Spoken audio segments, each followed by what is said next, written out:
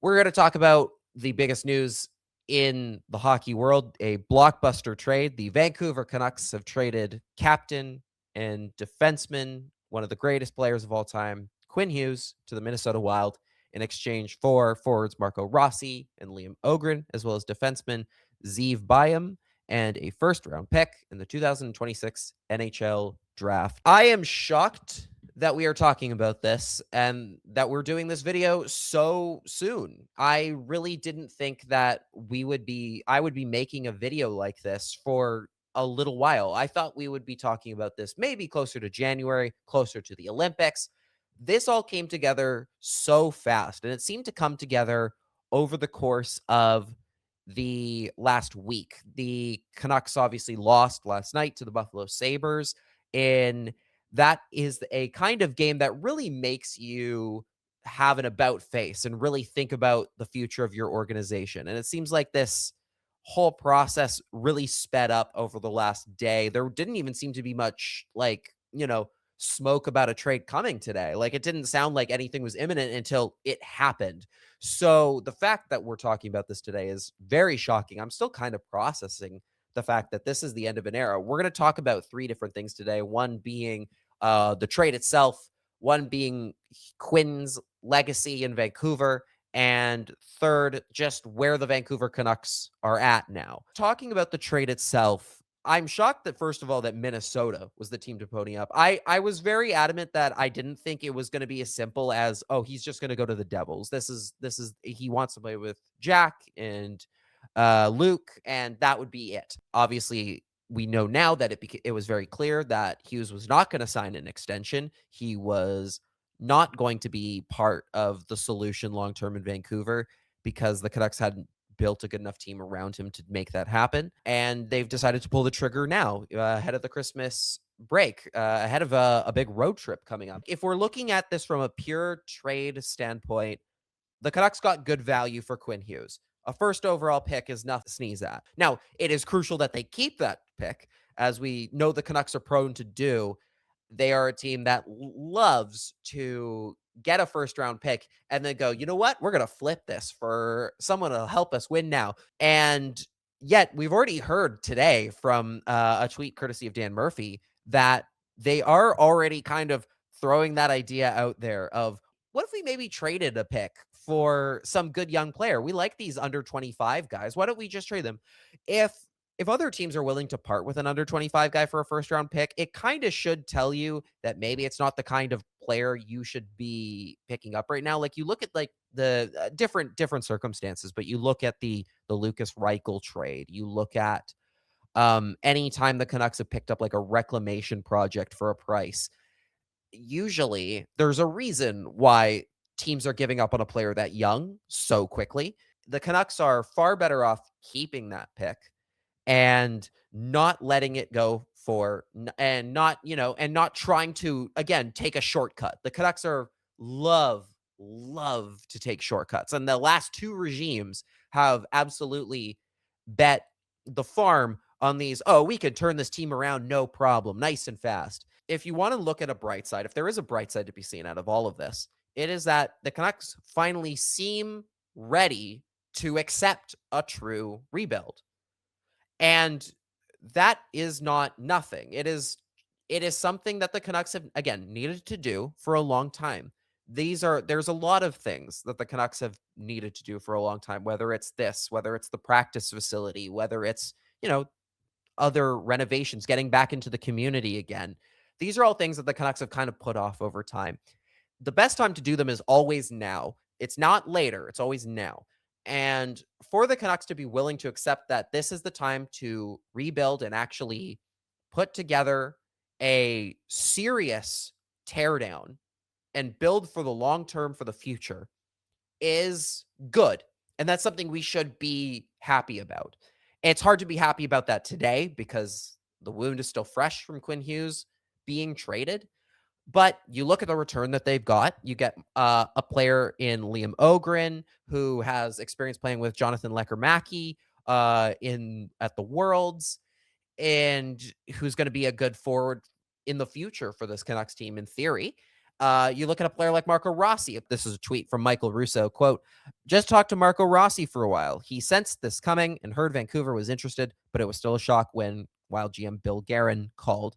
He thanked Minnesota profusely for everything it's done for him, and especially when he had his heart ailment. Can't wait to get to Van. He was a player that a person that you guys will remember, Judd Brackett, quite liked. He has 13 points in 17 games for the Wild this year. He is currently injured, hasn't played since November. Whether or not he could end up being a player long term for the Canucks remains to be seen. At the very least, he fills a role at center as a young center at 24 years old that the Canucks desperately need currently. So he'll fill that at least in the short term. Maybe he's a player that you end up flipping for picks later down the line. Probably not this year, but in the future, especially as we look at a team that is, again, not going to be competitive for a while. Zeev Byam, if I'm sorry if I'm pronouncing that name incorrectly. I'm learning about these players as we go here a little bit. Defenseman. I know the Wild were very excited about him. He's 20 years old. He's from Laguna Niguel, California player. As someone who played there, you'll love that. 14 points, 31 games as a defenseman. That's as a 20-year-old defenseman. That is not nothing. He will certainly be a piece to the puzzle as part of whatever this next core is, this next chapter of the Vancouver Canucks. He is clearly someone the Canucks were really bullish about getting a young defenseman back for Hughes. He fits that role perfectly for them. And Liam Ogren, he's 21 years old, from Sweden, played on the U20 World Juniors team with Jonathan Lekkerimäki. Has played 18 games this year. Doesn't have a point yet for the Wild. Has played 9 in the AHL with Iowa. He has 5 points there. The Canucks have gotten a bunch of young players that aren't necessarily bona fide, like cornerstones of a franchise. But again, I would say that that's totally okay. Maybe you look at like Zeev Byam as a player that is kind of a more close to bona fide as a long-term prospect for you. But even then, I would say that that's not really the point with this trade. This trade is about getting young players, again, who could potentially be part of something bigger long term. There's these guys seemingly will bring good character, hopefully will bring a fresh character and a better outlook to the locker room. I think there is nothing wrong with this return. Apparently, Wild fans believe the Canucks fleeced them, which I think it's been talked about many times before. I think everyone overrates their own prospects. So I feel like the Wild fans at all being upset that they got Quinn Hughes is very funny to me. I think that they will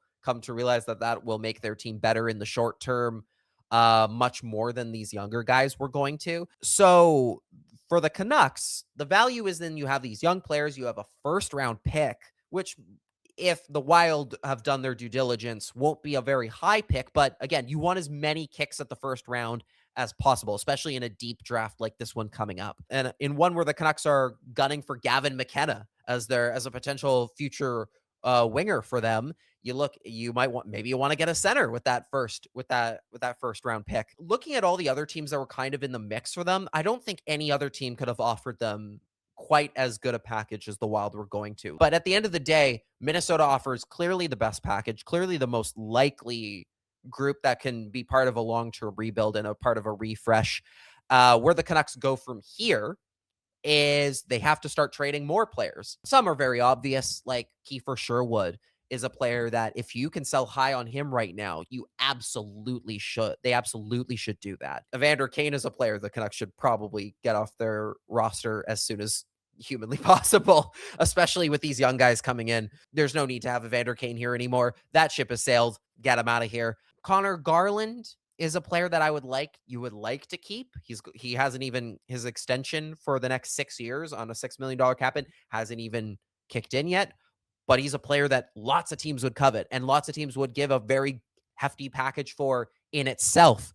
That is a player you're probably looking to trade as well. That's kind of the real thing about this, is that if Quinn Hughes can get traded by the Canucks, every other veteran on this team, no one is untouchable. He was the closest thing to untouchable, and he is gone. So you shouldn't have any issues with any of the other players potentially leaving for a package. The idea now is to keep the young guys and develop those young players into something long-term.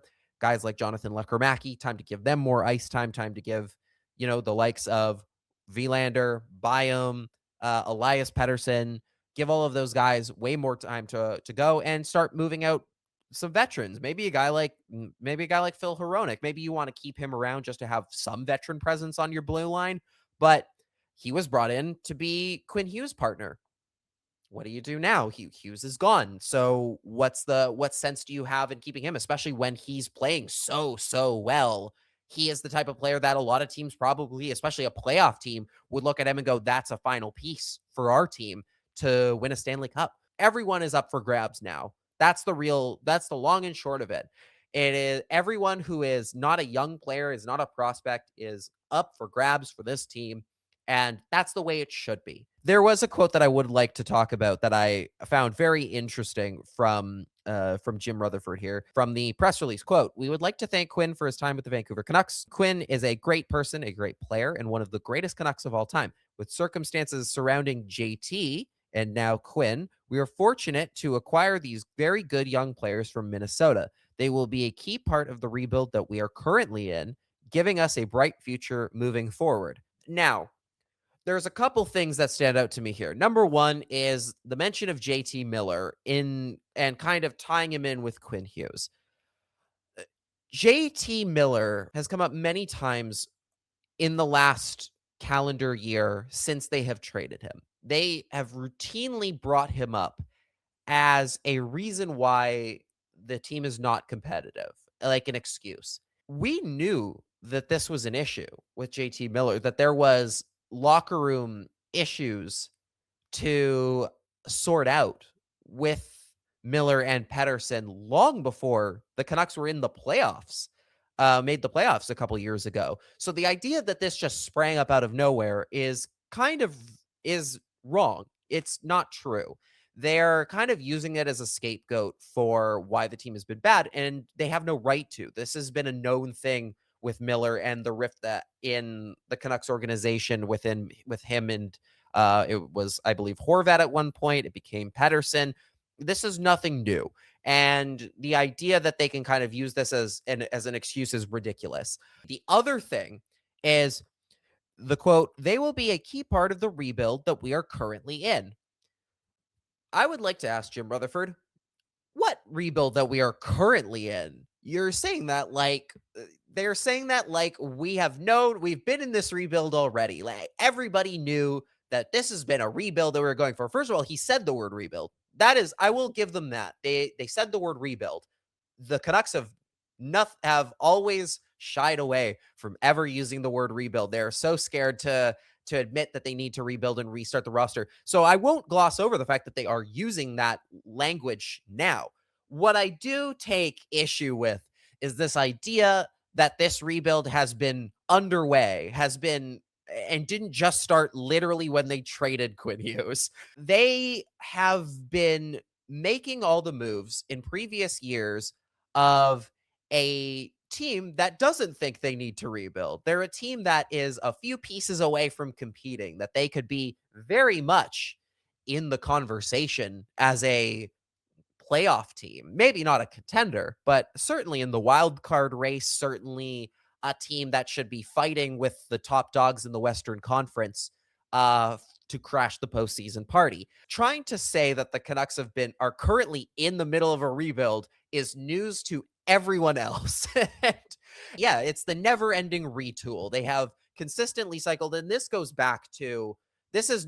far beyond this management and this front office. This starts with ownership. This starts with Francesco Aquilini and the Aquilini family being very wary and very unwilling to rebuild the roster in any meaningful blow it up type of way. This goes back all the way to 2013 when Mike Gillis looked at a team that had been swept by the San Jose Sharks in the first round of the playoffs and said, "This team is not good enough. We need to make moves now to improve the roster for the longer term. We need to think big picture." And the Aquilini said, "No, we don't want to go that direction. You have to make it work with this core, with this team now." And that's how we ended up with 1 year of John Tortorella. That's how we ended up with the very unfortunate breakup with Roberto Luongo. As you can see the jersey in the background, that wound is still open here in this building right now. Things like every single, like the Louis Erickson signing. It's things like signing Jay Beagle and Antoine Roussel, players who have done their best, but very clearly the Vancouver Canucks were not a team that should be competing for the playoffs. All of those were moves that were made by a franchise and an organization that is unwilling to take the long approach, to do the tried and true method of restarting from scratch and slowly and methodically putting together all of the bits and pieces, but building a foundation that could last through the long term.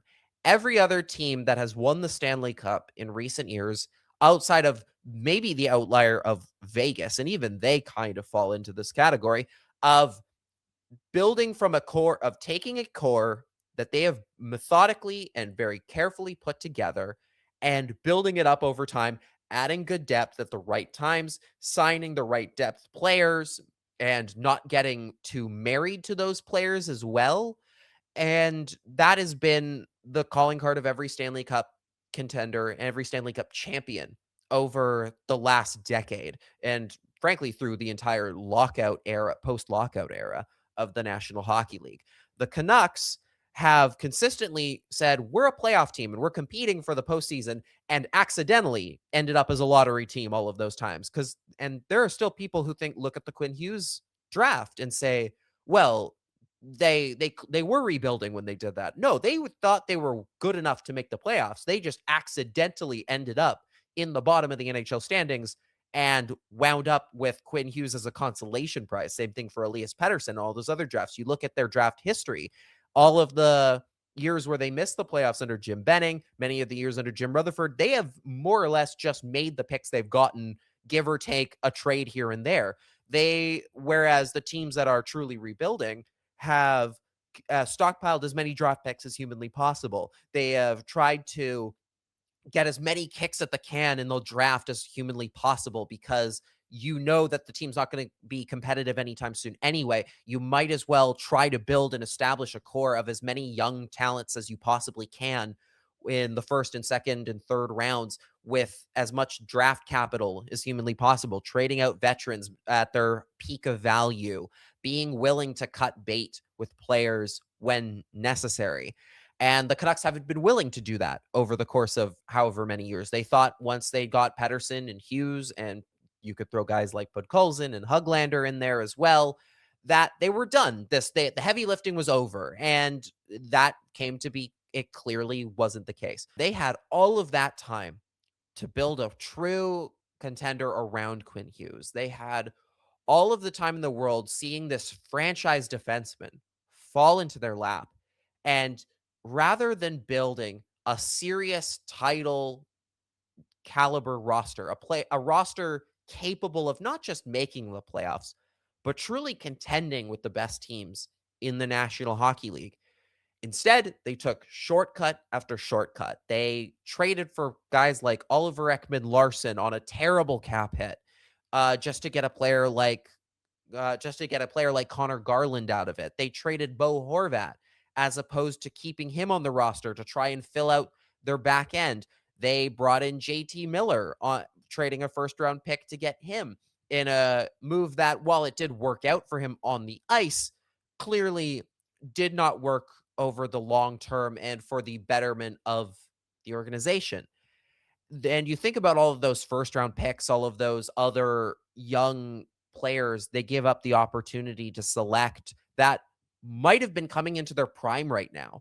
Like, whether or not you wanted Dylan Gunther out of the OEL trade, just imagine if they had him right now and where the Canucks would be if they had taken that approach. The Connor Bedard year, they were right in the race for the spot that would end up being the draft pick for Connor Bedard.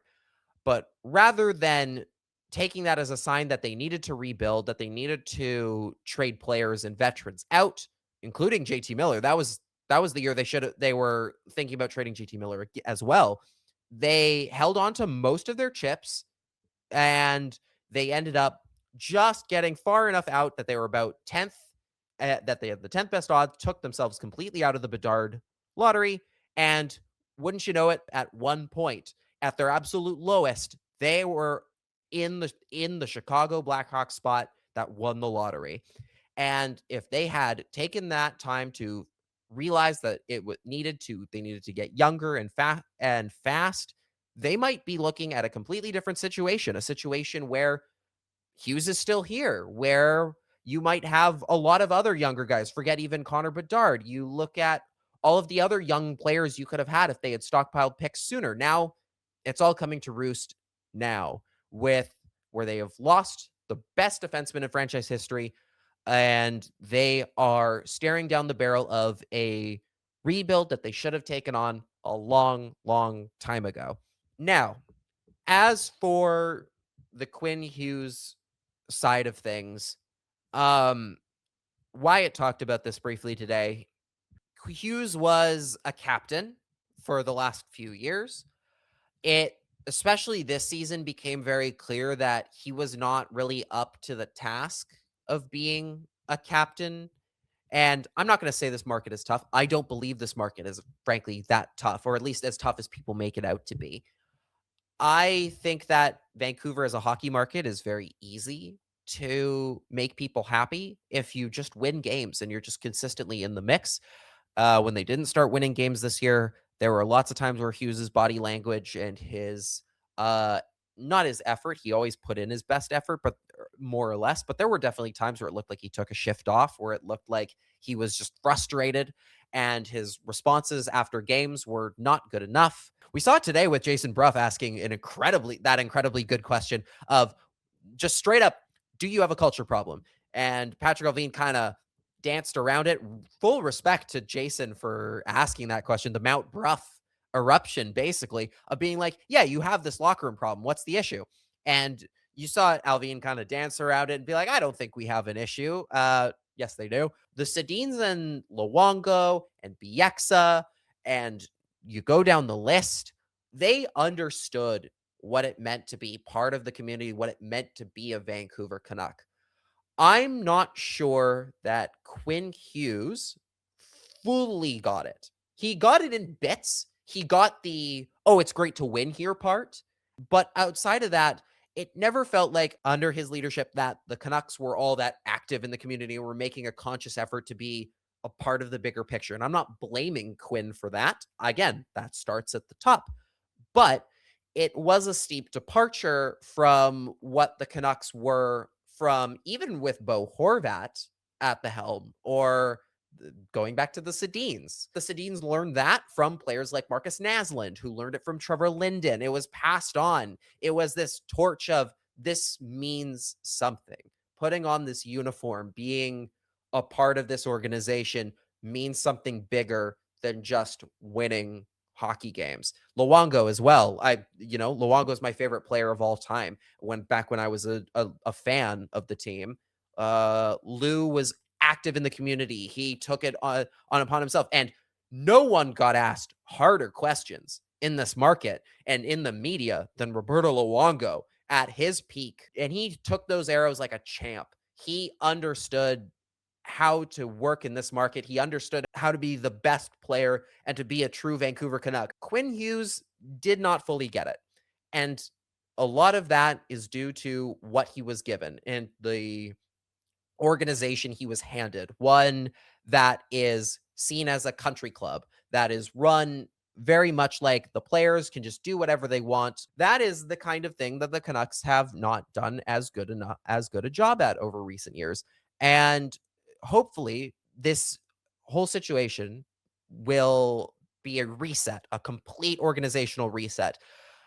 Obviously, I do wonder if that is even possible under the current ownership group, or if we have to wait for someone else potentially to come in and uh, buy the team and make those changes. I would like to believe that it doesn't matter who's in charge and that this is a full organizational reset. This is understanding that everything needs to change from top to bottom and we need to be more in the community. We need to bring pride back to the uniform again. And hopefully that process started today with this trade of Quinn Hughes to the Minnesota Wild.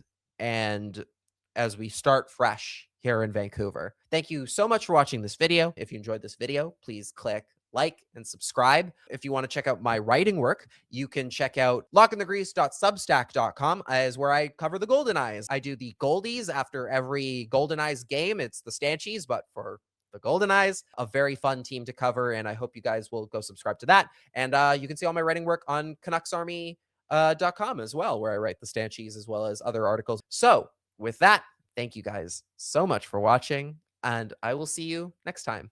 Bye.